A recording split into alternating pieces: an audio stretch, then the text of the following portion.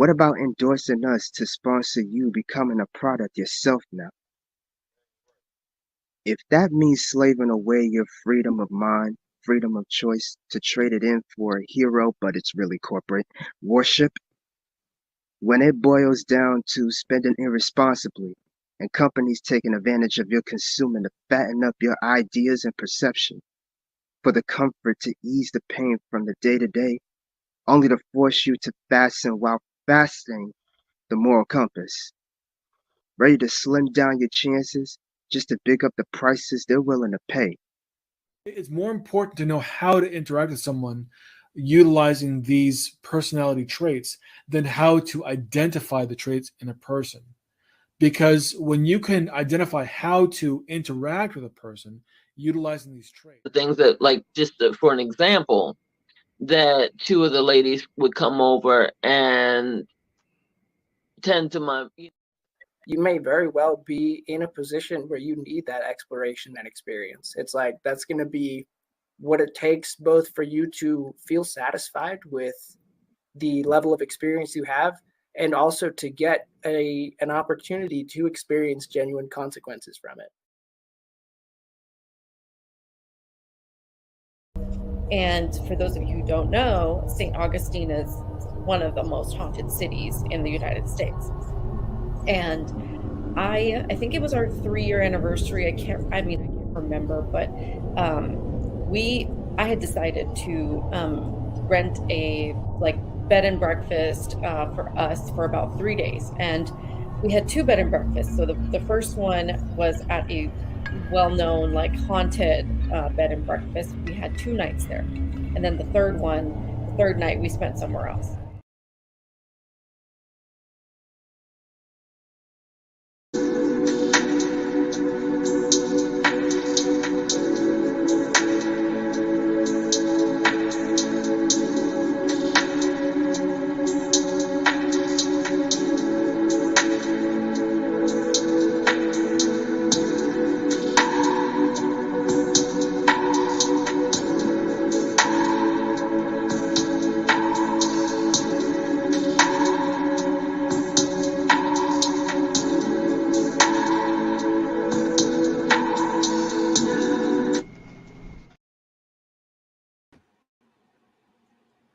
Good evening, folks. Welcome to another episode of Assembly of Excellence.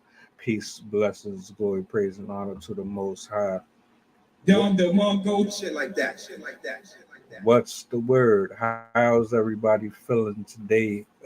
We are quickly approaching Wednesday, aka Hump Day. I know I'm excited. Are you excited? Are you ready for the week to conclude? How is everything going?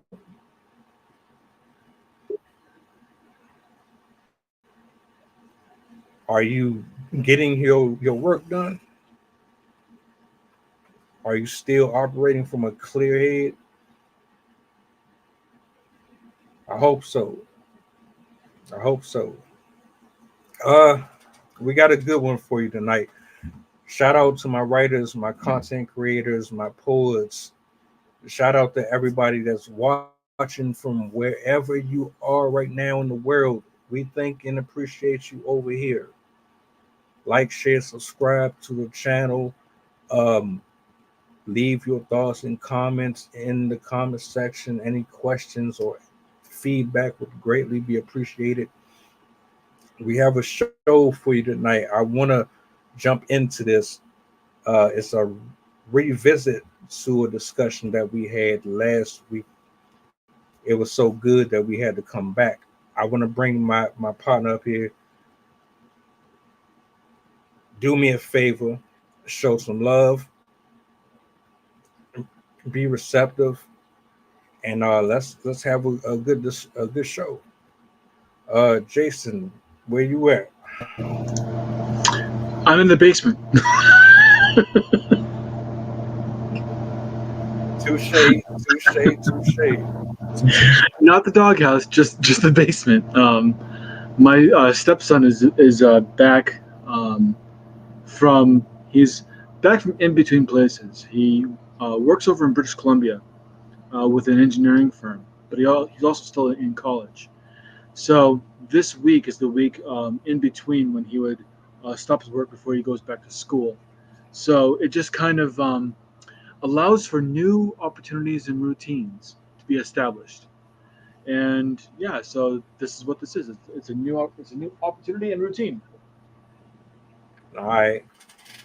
I've been told to switch up my scenery, so you might end up seeing me in the basement here or there at some point too. It's all good, man. How you feeling though? How's your week going? My week is quite productive as usual. I enjoy being busy, and I find myself to be quite busy, which is a good thing. Okay, that's what's up.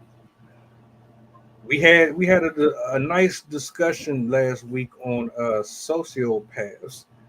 So much so that we had to come back and do another part to it. So um, I don't know where we left off.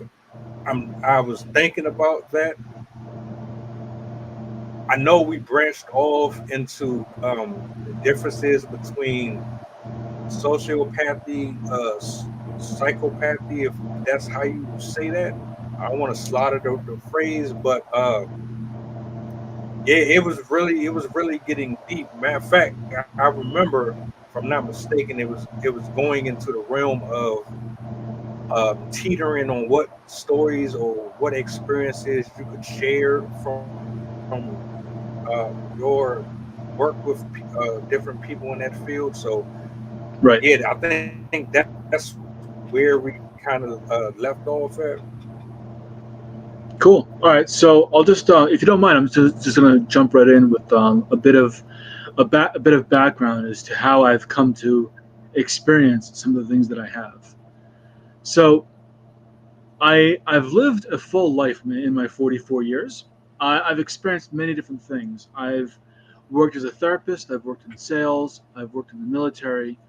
I've worked with other kinds of coaching and counseling, especially with life coaching.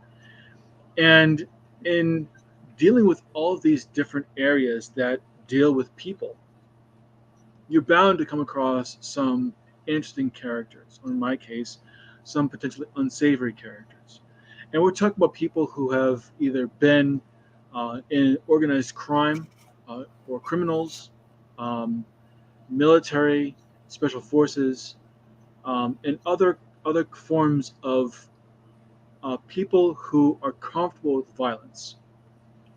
And I use that term to apply to anyone who does not hesitate to visit the realm of violence, usually in a fatal way, with extreme prejudice, in order to accomplish a goal. And I leave it that open as I leave it that ambiguous intentionally, because you've got many different kinds of characters who. I've also worked with law enforcement and other um, emergency responders that do the Lord's work, and the necessity to act in a assertive, aggressive, or even violent way is there is a honor to that as much as there is a revulsion to it, depending on where you go with it. But regardless of how you look at it, or regardless of how you use it, it's there. It's something that must be recognized. It's something that must be taken seriously, because these are serious things. You've got people who are either going to protect others and do whatever is necessary for that protection. You've got people who are going to potentially take someone's life, either for the protection of others or for their own gains. And in my own experiences, in my own training, in the jobs that I've done, especially in the military, I found that you can't lump them all together. There are some people who do it because they have to, because they have no other choice. It's survival. but given any other choice, they would make any other choice.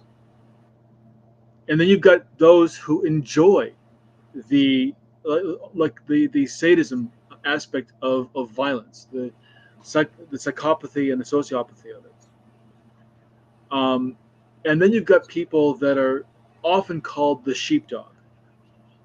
And the reason why they're called the sheepdog, if you think of someone who enjoys inflicting violence as a wolf, the job of a wolf is to hunt and to eat prey. And if you think of the normal everyday person as being like a herd of sheep, society as a herd of sheep, wolves love to prey on sheep. So there has to be something to keep the wolves at bay. And these are the sheepdogs. These are the ones who have the capacity.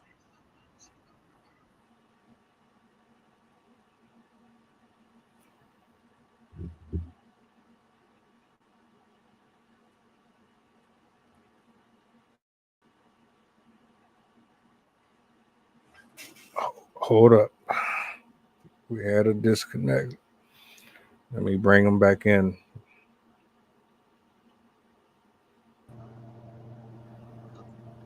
I was in the flow and everything. Yeah, I have no idea what just happened. Anyway, it happens. It happens. Yeah. So sorry, guys. I didn't mean to jump off midstream. There was a gremlin in the connection. So the sheepdog is the one that thinks like the wolf, but works on behalf of the protection of the sheep. And these are the kinds of people that, for a very long time, because of the kind of work that my father did, as well as the kind of work that I did, I was surrounded a lot of the time by sheepdogs, by individuals who had the capacity for violence and did so for the protection of the greater good. And that gave me a really good perspective on being able to understand how people behave. It's one of the reasons I'm sure I got into human behavior and became a behavior analyst, because I am so enthralled with what makes people tick and how they come to the decisions that influence their actions and the consequences that follow. So that's just a little bit of my own personal take. I know there was a bit of a ramble there. I apologize. No, it's fine. It's always nice to get some backstory to how a person became interested into whatever it is that they decided to pursue. I was watching an interview, and it was between a young lady named Cheyenne Bryant, and she was speaking with Nick Cannon and Cam Newton. And what happened in the stream itself, it showed me, a lot of what you kind of described here with the variations of careers and what you might have gotten out of different experiences because of those different careers. It showed me two things about Cam Newton, her, and Nick Cannon, which I hadn't really considered. But based on certain developments that came with them as they grew up, they became manifestations of the trauma or whatever it was that they were introduced to. And if you really listen to the back and forth, she would say something to him that would pretty much put him in a position of hold accountability, and he will respond with humor um, trying to kind of evade answering or embracing what she is saying. And then there's another side to it where he goes into a reverse Uno. Well, why didn't any of your relationships work? And then she comes back with, it was on me. And then she goes into a whole different, it was a lot to unpack. But the bottom line to all of it was, where we make decisions or we develop these habits, if we don't really identify where it came from and how to remedy the problem, if there is one, we become it. And Nick Cannon, in a lot of his responses, he was talking as if, well, this happened to me, but it made me a better person. But her argument is, but you adopted a habit that created more problems. I don't know if he's understanding what she's saying. And it just I really don't know if made me she's. think about it. I don't know if she's It was a understanding lot. what you're saying. Yeah, it was a lot. It was definitely a lot. Can you when we get done, can you link me that video? Because I would be interested in seeing that. Yeah, yeah. The name of her channel, I never heard of it before, but the name of the channel is counselors counselors something. I'll definitely send that to you. It was a pretty good interview between her and Cam Newton, actually. And what's her full name? Dr. Cheyenne Bryant. Got it. Yeah. I think you of all people will thoroughly enjoy that one-on-one. I thought it was pretty interesting because I was looking at it from both perspectives. I want to hear what he has to say, how he's going to respond to her, but also I want to know how much experience she has in her field. And we'll get back into that later on because I had a question that I wanted to ask. But um, in terms of sociopaths and things of that nature, where have we gone with this that we haven't touched on yet? Because I feel like there's still so much more there to unpack that we haven't, Um, well, especially. we covered the ideas pretty well. I think um, if we wanted to go into some examples, one thing I will say is that finding a sociopath in society is still extremely rare. Um, Finding a psychopath is very rare, but it's not as rare as a sociopath. And the reason why is because a sociopath is going to self-destruct.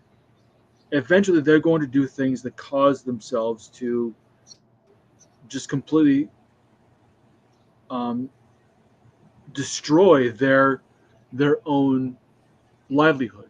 It's in their nature. It's basically society must thrive, and sociopaths are the the ones that if left unchecked will inhibit a thriving society. And so um, they must be weeded out. Psychopaths are less of a danger, more so in regards to smaller scale, like the way that they affect individual lives or the lives of some people, but not necessarily ruin them. They can get to that level, and when they are, they also must be taken out. I think what we see most likely are those who make decisions because they have to, or they feel they have to. And so these are the ones who are self-serving, the ones who are more narcissistic in nature rather than sociopathic or psychopathic. And it's really important to understand that, because we're talking about a group of people, we're talking about sociopaths or psychopaths, we're talking about two groups of people who just don't give a shit. They have no remorse. They will hurt somebody to get what they need, and they won't care.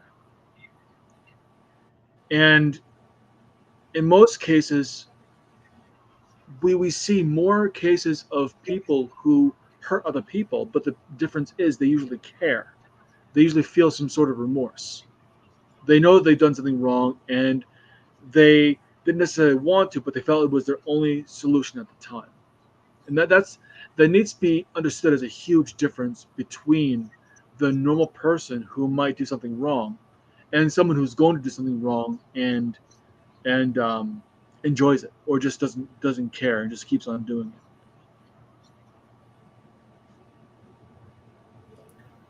it. So that means that they don't care at all. They don't have no. A week go by, a day go by. They don't have no sensational neurological inkling of dissatisfaction, unpleasant thought, or emotion at all. They're just kind of dismissive, because if I'm getting this right, it's really just them trying to get what they can get by all means necessary, even at the risk of burning everything around them. Correct. Wow. So and both I both groups of people who left unchecked will burn everything around them.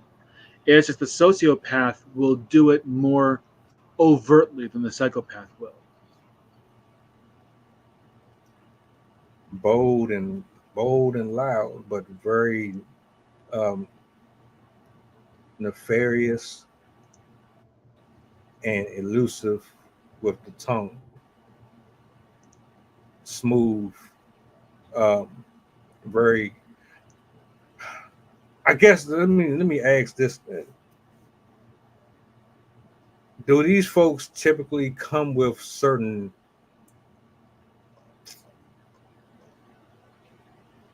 traits that most of us are typically drawn to? Like, Yeah. for example, Go ahead.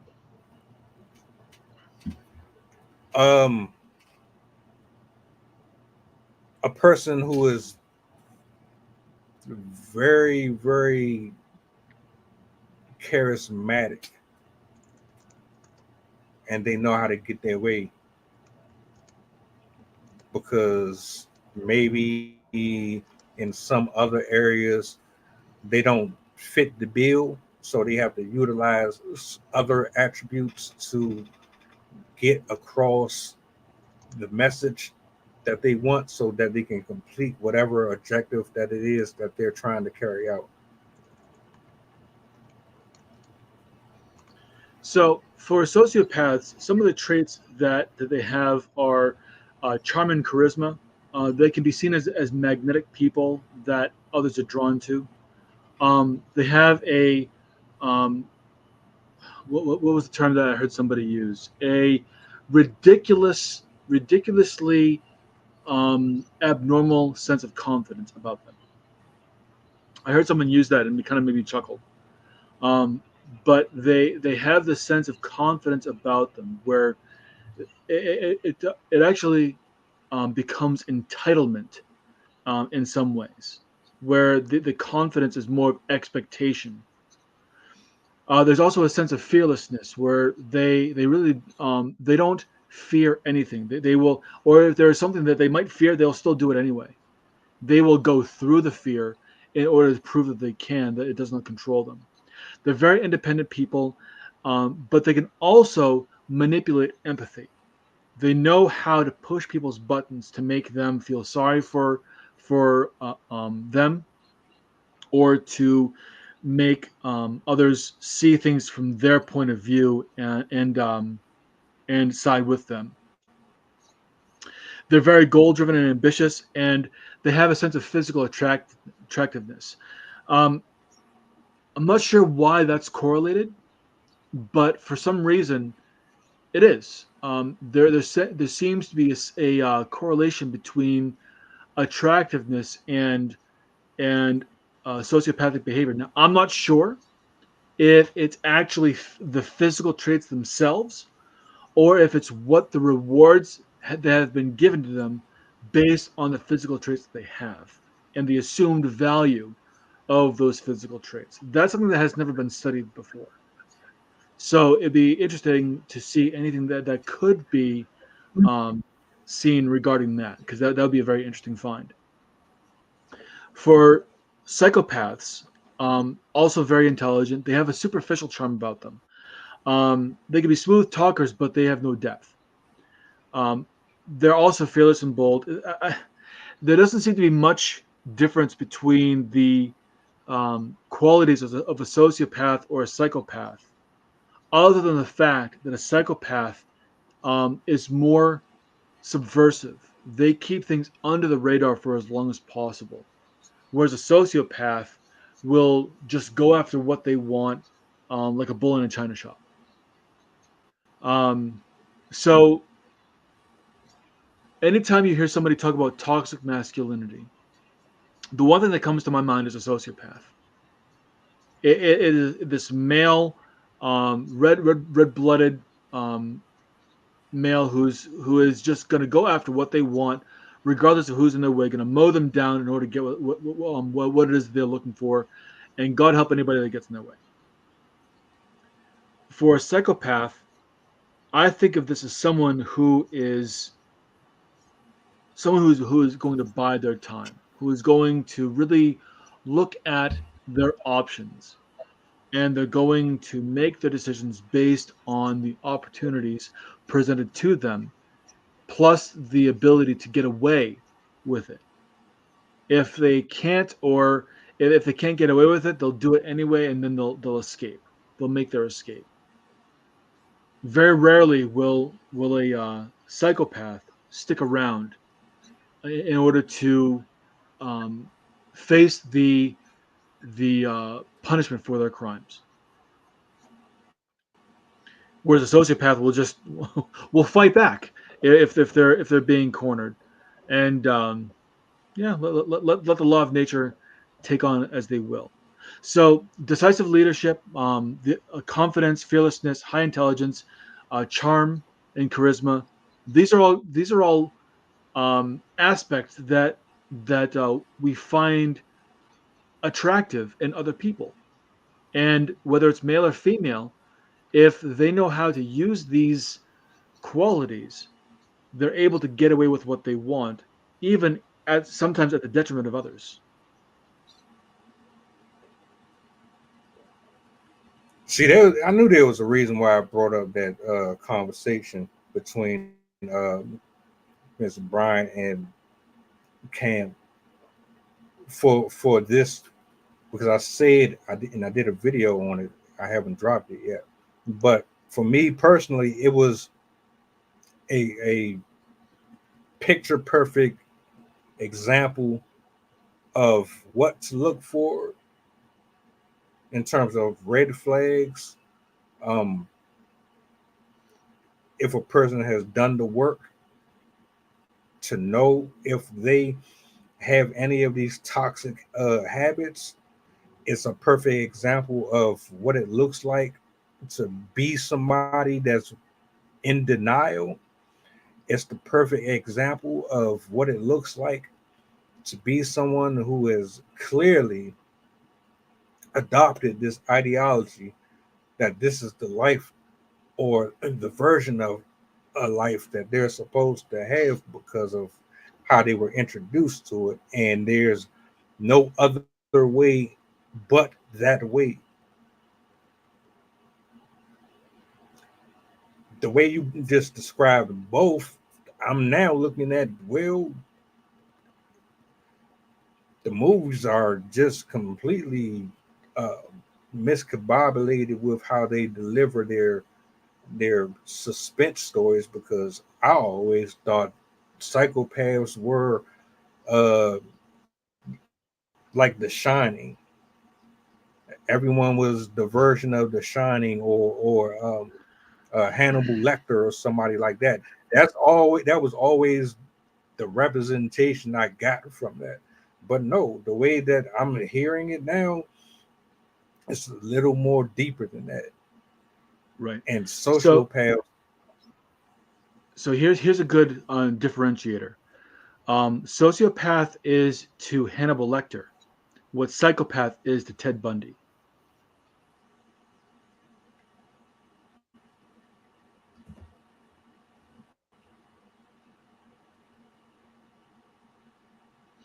okay. And the reason why I say that is because Ted Bundy was very charming. He knew how to get inside a woman's trust. And then once he got that trust, he um, violated them in many different ways, including killing them. Hannibal Lecter, which, by the way, is actually a fictitious serial killer who was an amalgam of many different serial killers that the director of um, Silence of the Lambs, he actually consulted with Michael Douglas, who was one of the premier FBI profilers for the Behavioral Analysis Unit to catch serial killers. And Douglas consulted on the movie with the director of Silence of the Lambs to really better understand serial killers. So Hannibal Lecter is the amalgamation of um, Ed Gein, Jeffrey Dahmer, and I don't think it's Ted Bundy. I think it's someone else. I think it was BTS, or BTK killer, the BSK, Beat Strangle Kill. Um, uh, he um, he took an amalgamation of all these different behaviors and created Hannibal Lecter.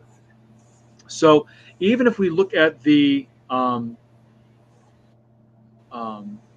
I actually think his name was the BTK killer. If we look at him, he was definitely a sociopath. He went on the hunt looking for people to hurt, looking for people to kill, and he um he was very good at it. In fact, there's no it's hard to know if he actually was caught or not. Another another example of a sociopath would be the Zodiac killer. These are people who meet the criteria of a sociopath. They work in ways in order to create as much havoc, violence, death as possible. Whereas a psychopath is going to be someone who is more like, um, see, even Jeffrey Dahmer, for the most part, he was a psychopath, because while he did kill his victims, first he lured them in with a false sense of security, and it was very easy at the time because being gay in that time was not acceptable back in the 70s. So he would go into these underground gay clubs, find somebody, and there was no real sense of you might be dangerous within that community. It was all free love. So they ended up getting with this guy who ended up eating them. So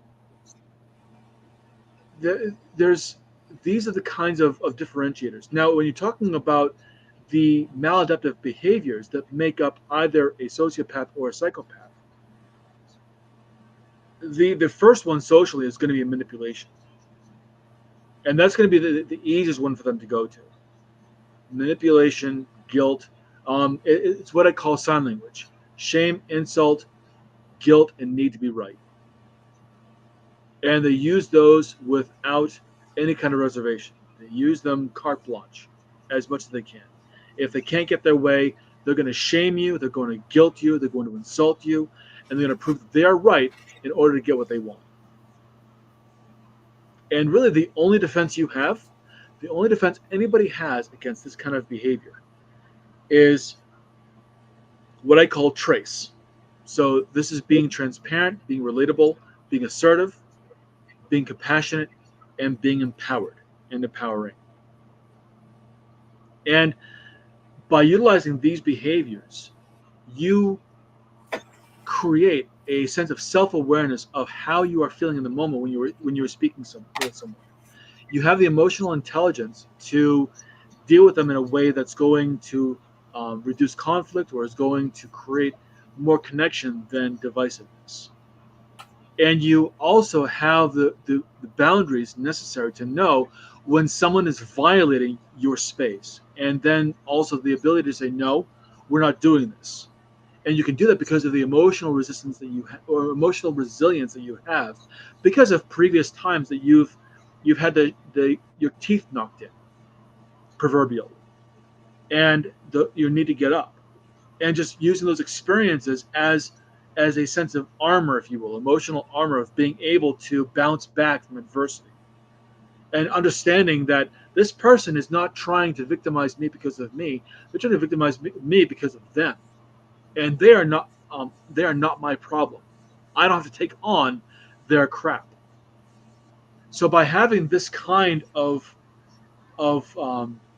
emotional defense, I guess you could call it, you make yourself a much harder target for both sociopaths and psychopaths to be able to create any kind of foothold in your life that would enable them to victimize you. And by you, I mean anyone who's watching this, either live or on the replay. If you have come into contact with any kind of person who took you for granted, who made you feel like crap, and seemed to enjoy it, and you're wondering, why is this happening to me? Well, I'm going to be a bit of a dick here. They're doing it to you because you let them, and you let them because you did not have a sense of what you were supposed to do to prevent this from happening. And I know it's a little screwed up for me to say, and you might be thinking that I'm a bit of an asshole, and you're right, I am. But I'm also the kind of person who has learned from my own set of experiences, who also had that "why is this happening to me" BS in my life. And until I realized that it's happening to me because I let them. Until you come to the realization that this is happening to you because you let it happen. And you let it happen because you did not develop the skills necessary to prevent it from happening. You know that old verbiage, fool me once, shame on me? Or fool me once, shame on you, fool me twice, shame on me? The more you let yourself become a victim, the more of a fool you are. And shame on you. Because after that first time, you should have been asking yourself, what do I need to develop in order to prevent this from happening again?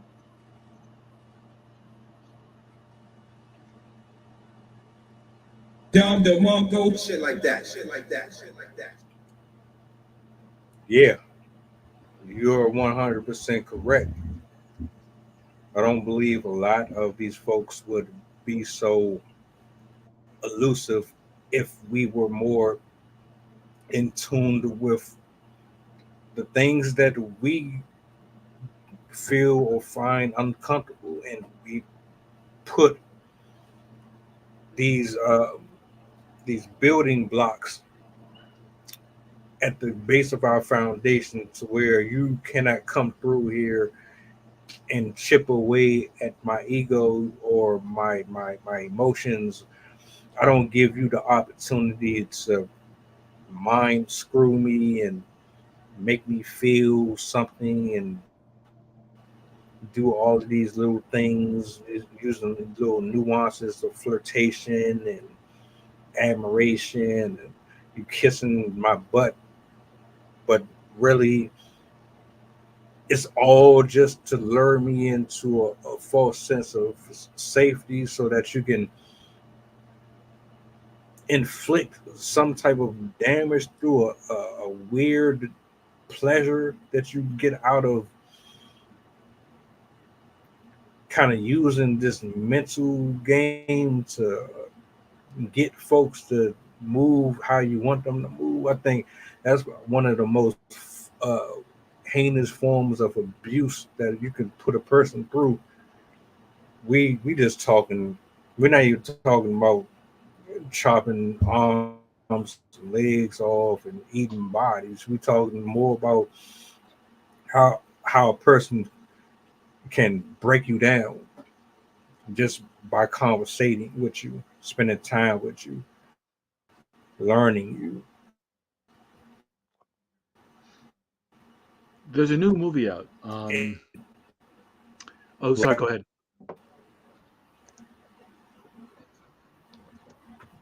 Um, this last part, what I gather is with anybody, you kind of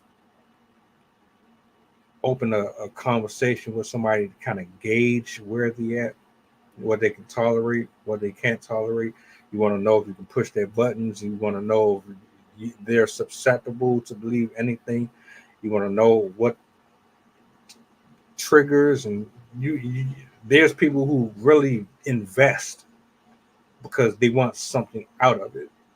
Whatever that is subjective, but it's your job in turn to make sure that you are protecting yourself from that.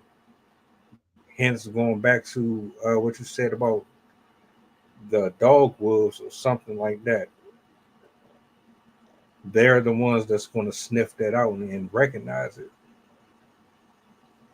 And I get that. I get that 100%.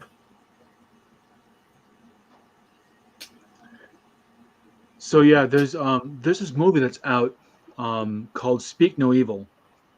It's a horror movie with James McAvoy, and I watched the trailer. I haven't actually seen the movie yet. I can't wait to see it. But there's this one line where um, the the victim says, "Why are you doing this to us?" And James McAvoy plays the antagonist, the bad guy, and he says, "Because you let us." And imagine if every single person was that brutally honest with you. How that would change, how that might change the way that you do things. If it doesn't change the way you do things, you might want to seriously reconsider your life choices. But if we had that brutal honesty at all times, where we could be told this happened because you allowed it to happen, or this happened because you were the architect that made it possible for this to occur. Having those kinds of really good understanding of how we came to be in the situations that we are, because there were situations of our own making. We had a hand in everything that we experienced, and we'll continue to have a hand in everything that we continue to experience. Regardless of how small, any decision that you make is going to lead to a set of circumstances that you must then navigate through. And it's impossible for you to have an experience that you didn't contribute to. If you didn't contribute to an experience, you're not going to have it. But you'll have a different experience. So every experience that you have is something that you've contributed to. And I'm talking about everything. And there might be some people who talk about some of the worst things that possibly happened to them, and they say, "So you're saying that I contributed to my experience?" Yes, I am. I am absolutely saying that. And I'm sorry that you had to experience that. But you had a hand, you made a decision that caused you to be in that situation. Somewhere along the line, you can trace back what happened to a decision that you made. And everything that happened after that led to the event that you were then part of. And that's true for every single circumstance in your life. in your life, in my life, in everyone's life.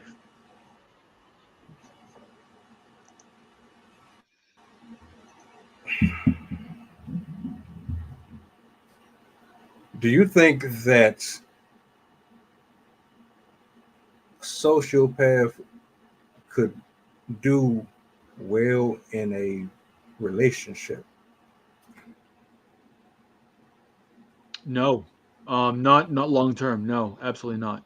They will find a way to destroy that relationship. As and for the most part, for the most in most cases, so will a psychopath. But a sociopath by nature is they're destined to destroy. They're destined to be completely out for themselves. And you can't be out for yourself and be in a relationship at the same time, because a relationship requires you to sacrifice your personal identity for something greater than yourself. A healthy relationship, anyway. There has to be a sense of a surrender of your own individuality, understanding that the responsibilities now are greater than you.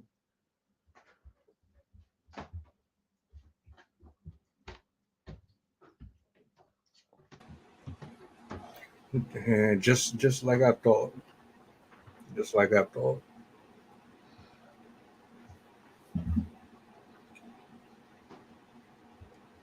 Manipulation is always probably going to be the main factor in these. That's what we should be looking at.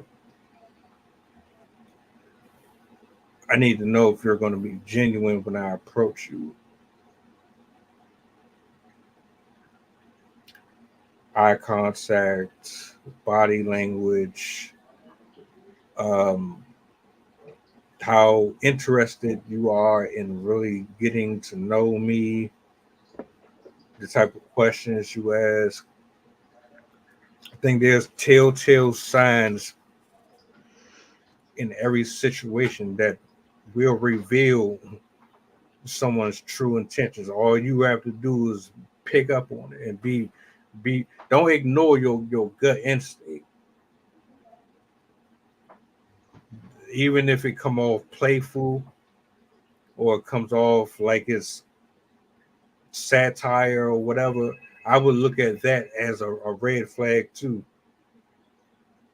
Absolutely. Can I can I blow your mind a little bit? Yeah. All right. Go ahead. If that's what you're looking for, you're looking to be victimized.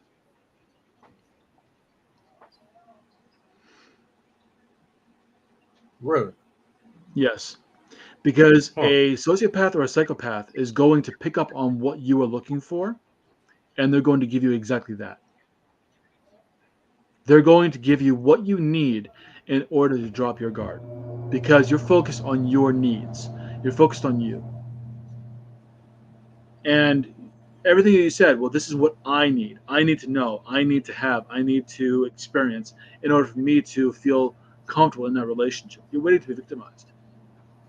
Because someone who is savvy enough to pick up on what you need is going to give you that as long as they need to earn your trust.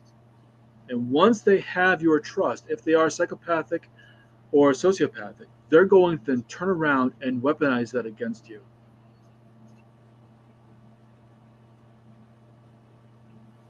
So this is really just a game of chess. It can be. What I do is a little bit different. I want to find out what someone else needs in order to feel like they can trust me. So I'm going to, instead of me looking for the things that I need in order to feel that I can trust them, I'm going to find, okay, so how does this person behave? What is this person's overall behavior like, and how can I match that in order to make them feel like they are someone that they want to trust me. So that does two things. One is it helps me understand whether this person is safe or not safe, because I am actively profiling them to find out the kind of behavioral aspects they have, and whether there's someone I should interact with, and whether there's someone that I want to interact with. And then I'm going to use my own behavior to then give them who I am in a way that if I want to interact with them, I'm going to interact in a way that really makes them want to pay attention to me. I'm going to ask them questions. I'm going to interact with them on their level. I'm going to show them that I'm more like them than not.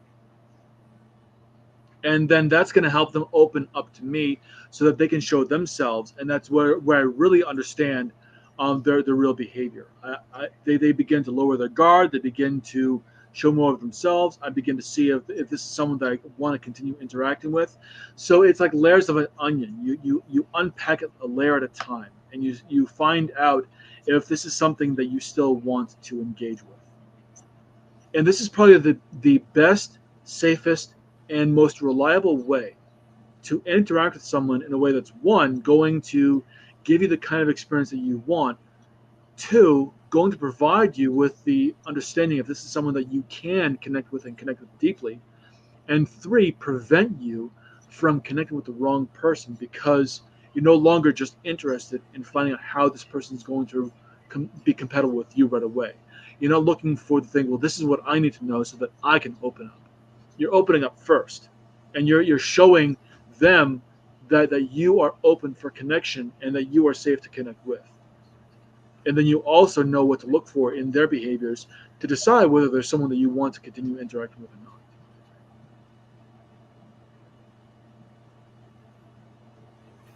not. To protect the sheep, you got to catch the wolf. And it takes a wolf to catch a wolf. You understand? Gotcha. Rainy Day. Love that movie. Great movie. I swear, every time I hear something, I think about that scene, man, because I wasn't really thinking about it like that. But that's exactly how so many people get caught up in horrible relationships. How women get caught up in horrible relationships. What they always say, they operate more on how well spoken a man is, and they're more of a listener. We're more visual or something like that. So it can be very, very difficult to know when a person is being genuine or they're really just playing the chameleon role. But I think that goes both ways too. And that's Which why brings it's so me important. to my That's why it's so important to be able to understand human behavior and to gradually ease into a connection with someone. Go into the four phases of connection, which are public, private, intimate, and personal. And by understanding how you move from the public to the personal, or personal and intimate. I got this two reversed. Yeah, so it's public, private, personal, and then intimate. By knowing how to interact with someone based on how well you can trust them in that moment, you're not going to look for the signs that cause you to want to jump into the next relationship right away. You're instead looking for the signs of, okay, it is safe to get to the next level. It is safe to go to the next, to go a little bit deeper in this relationship. It's safe to move forward a little bit more and do it gradually, and be aware of your surroundings, especially your emotional surroundings and the emotional and behavioral surroundings of others as you do it. Because the deeper you get, the more you learn about a person. But people have become so codependent; they're just willing to just dive right in to any kind of relationship, and the hell with the gradualness. They just want to get to the heart of the matter as quick as possible, and then wonder why their lives are miserable. why relationships fail.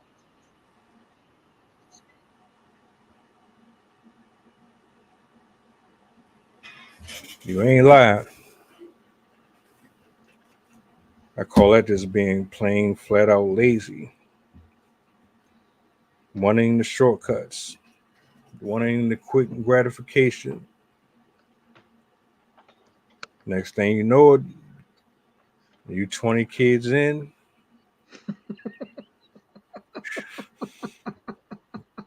You done raised somebody's child that ain't yours for damn near half your life. Man, I remember that story like it was yesterday.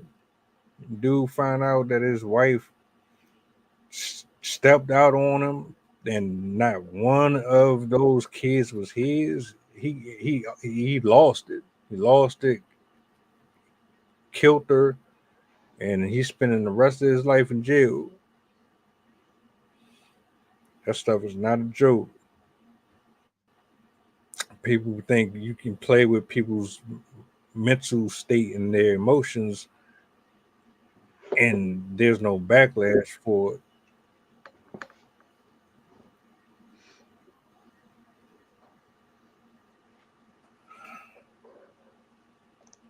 My final thoughts, and I'm just assuming, I could be wrong.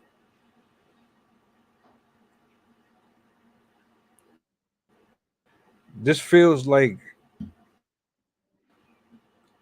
a game for folks who operate like that. Like there's some type of adventure, some thrill that they get out of it. If that's true, then they're really, really invested. They're really committed to convincing a person that they are exactly what you need them to be and want them to be.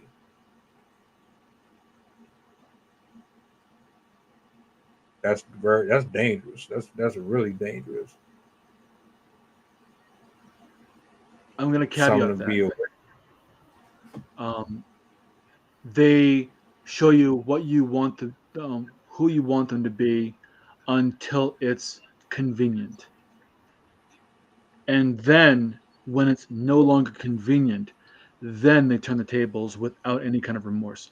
It's not uncommon for people to show what others want to see. This is called rapport, building rapport. Whenever you have any kind of interaction where you're saying to someone, "I am more like you than not," you're creating rapport. The difference between that and someone who is psychopathic or sociopathic is that they do it, like you said, it's because it's a game. They do it for as long as it's convenient, and then when it's no longer convenient, they then revert to behavior that is more destructive. And yes, Greg is right. They are dysfunctional.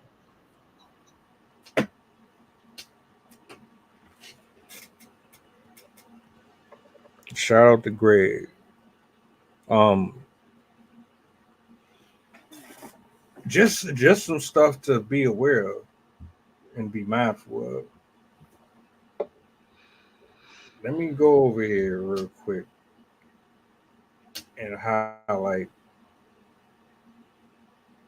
some of this. I see you in the building, brother. Thank you. Any final thoughts for the people before we head up out of here? Yeah, people are messy. Behavior is a wild jungle, and that's not to say that it's a wild jungle without any kind of roadmap. There is a map. If anybody's interested to learn how they can better understand people and how to, especially when it comes to the dating scene or creating any kind of connection that's going to lead to any kind of emotional fulfillment, let me know. Hit me up. More than happy to talk to you and see if there's any way that I can help.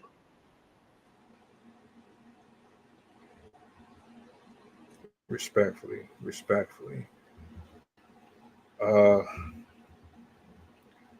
Great talk, man. Thank you for sharing your wisdom with us again, man. Shout out to everybody that's watching. I hope and pray that you got something out of this. Enjoy the rest of your evening, and we will catch you here on Thursday. Thanks for having me. As always, it's great to be here.